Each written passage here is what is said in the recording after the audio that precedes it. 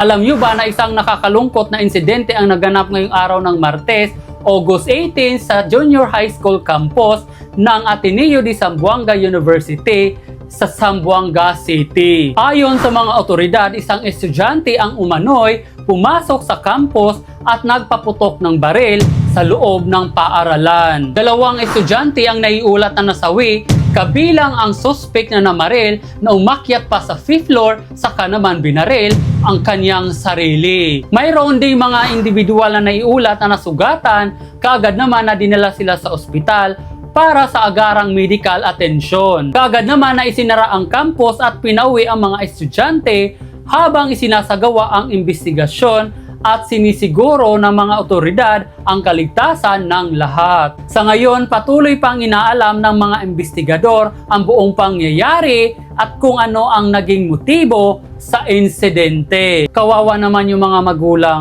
at sa mga estudyante na pumanaw, rest in peace. Ang paaralan ay dapat maging ligtas na lugar para sa bawat bata. Pero yung nangyayari ngayon, hindi na sila safe sa loob ng paaralan. Ano ang masasabi nyo?